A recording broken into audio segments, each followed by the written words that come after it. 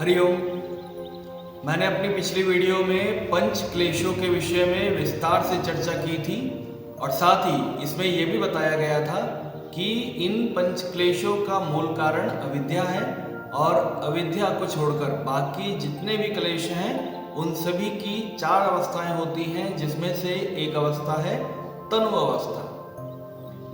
पंच क्लेशों को तनु करने के लिए महर्षि पतंजलि ने क्रिया योग का वर्णन किया है। आज के इस वीडियो में हम इसी क्रिया योग के ऊपर विस्तार से चर्चा करने वाले हैं। मैं डॉक्टर आशीष डोभाल आपका स्वागत करता हूं मेरे YouTube चैनल आत्मज्ञान योगा स्टडी में।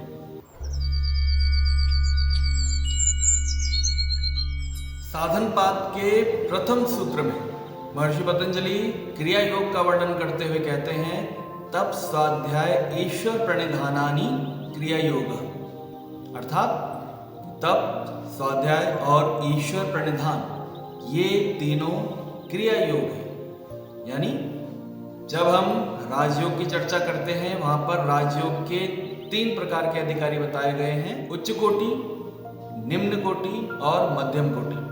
उच्च कोटि के साधक के लिए अभ्यास और वैराग्य का वर्णन, निम्न कोटि के साधकों के लिए अष्टांग योग का वर्णन और मध्यम कोटि के साधकों के लिए क्रिया योग का वर्णन किया गया है। और ये क्रिया योग ही हैं जो क्लेशों को तनु करने का कार्य करते हैं। आइए जानते हैं क्रिया योग के इन अंगों के विषय में। सबसे पहला जो अंग है वो है तप। तप अर्थात तपना, तपस्या करना।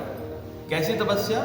ऐसी तपस्या जिसके माध्यम से जो चित्त है वो निर्मल बन सके। तप को वर्णित करते हुए कहा गया है कि अपने कर्तव्य कर्मों को करते हुए जिन द्वंद्वों को, द्वंद्व अर्थात शीत, उष्ण, भूख, प्यास, कोई भी शारीरिक या मानसिक कष्ट, इनको सहन करते हुए अपने कर्तव्य कर्म को करते रहना, इसी को तपस्या कहा गया है, तप कहा गया है।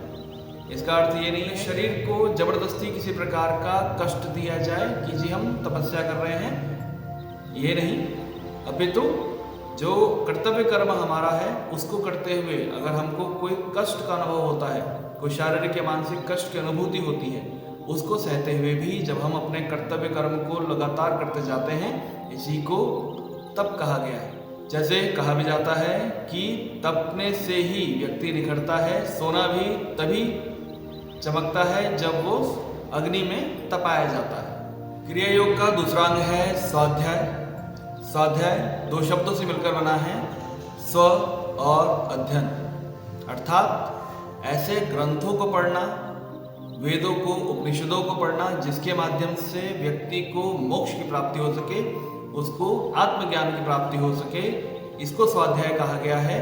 और जब व्यक्ति स्वयं का अध्ययन करता है, इसको भी स्वाध्याय कहा गया। यह स्वाध्याय तभी संभव है जब व्यक्ति तप को पूर्ण करे।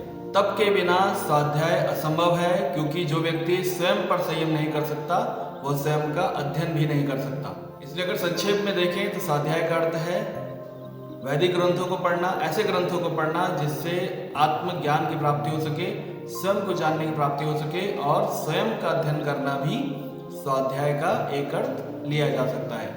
और जो अंतिम अंग है वो है ईश्वर प्रणिधान। अपने कर्तव्यों को, अपने कर्मों के फल को पूरी तरह से ईश्वर के प्रति समर्पित कर देना ही ईश्वर प्रणिधान कहा गया है। इसको हम इस तरह भी कह सकते हैं कि अपने आप को पूरी तरह से ईश्वर के चरणों में समर्पित कर देना ईश्वर प्रणिधान कहा जाता है। ईश्वर प्रणिधान भी तप और स्वाध्याय के बिना संभव नहीं है। सर्वप्रथम व्यक्ति तप के माध्यम से आत्मसंयम करता है, उसके बाद स्व का अध्ययन करता है, अपने आप को जानता है, और इसके बाद ही ऐसा साधक जो स्वयं को जानता हो ईश्वर के प्रति स्वयं को समर्पित कर सकता है। बिना तप और स्वाध्याय के ईश्वर प्रणिधान संभव नहीं है, क्योंकि जो व्यक्ति जितना अधिक स्वाध्याय करता जाएगा उसका अहम, उसका अहंकार उतना अधिक कम होता जाएगा, और ऐसा ही साधक, ऐसा ही व्यक्ति ईश्वर को प्राप्त कर सकता है, अपने आप को उसके चरणों में समर्पित कर सकता है। इस प्रकार योग दर्शन में क्रिया योग के अंगों का वर्णन करने के बाद ये कहा गया है कि इसका प्रयोजन क्या है, इसका लक्ष्य क्या है। इसका वर्णन करते हुए महर्षि पतंजलि कहते हैं, समाधि भावनार्थः क्लेश तनु करणार्थश्च, अर्थात समाधि की प्राप्ति और क्लेशों को तनु करने के लिए क्रिया योग का उपदेश महर्षि पतंजलि ने दिया है। इस प्रकार क्रिया योग व्यक्ति को समाधि की अवस्था तो प्राप्त कराता ही है, साथ ही इन पंच क्लेशों को भी तनु करने का काम करता है। आशा करता हूँ आपको आज का ये विषय रोचक लगा होगा। एक अन्य विषय के साथ एक बार पुनः आपके बीच उपस्थित होऊंगा। तब तक के लिए धन्यवाद। हरि ओम।